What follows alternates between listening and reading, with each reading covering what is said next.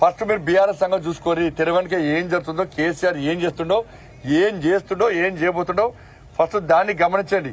మీ intelligence వ్యవస్థ పరీక్ష చేసుకోరు ఫస్ట్. అరే చాలా విషయాలు మాకు తెలుస్తున్నాయి, మీకు తెలుస్తలేవు.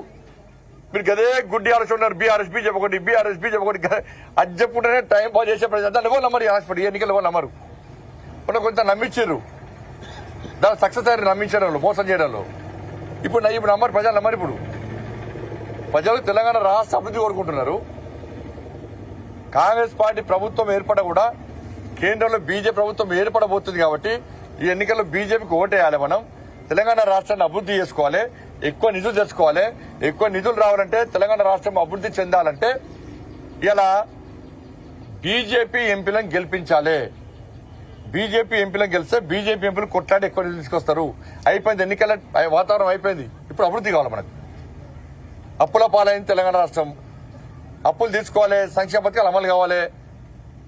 కాంగ్రెస్ పార్టీ ఇచ్చిన హామీలు నెరవేర్చాలంటే కూడా ఇక్కడ బీజేపీ రావాలి, ఎంపీలు గెలవాలి. ఇప్పుడు ఎక్కడ తీసుకెళ్తారు పైసలు? వాళ్ళ రైతు బంధు మీరేమన్నారు? ఎన్నికల తర్వాత వెంటనే 15,000 రూపాయలు ఎకరానికి వేస్తామన్నారు. 48 లక్షల వాళ్ళ సీజన్ స్టార్ట్ అయింది. 48 లక్షల మంది రైతులు ఎదురు చూస్తున్నారు. ఇవాళ పంట పెట్టుబడి పెట్టలేని పరిస్థితి ఉన్నది ఇవాళ. కాబట్టి రైతు బంధు ఎందుకు వేయరు? కానీ మీ కాంగ్రెస్ పార్టీ సంక్షేమ పథకాలు అమలు కావాలన్నా కూడా ఇక్కడ బీజేపీ పార్లమెంట్ సభ్యులు అధిక స్థానంలో గెలవాలి. దాన్ని కాంగ్రెస్ పార్టీ నాయకులు గుర్తుంచుకోవాలి. మీ కాంగ్రెస్ పార్టీ గెలవది, కేంద్రం రాదు. అందుకే నేను కాంగ్రెస్ పార్టీ నాయకులకు నేను పర్సనల్ విజ్ఞప్తి చేస్తున్నాను, మీరు మొండిపాటి ఓకూరి.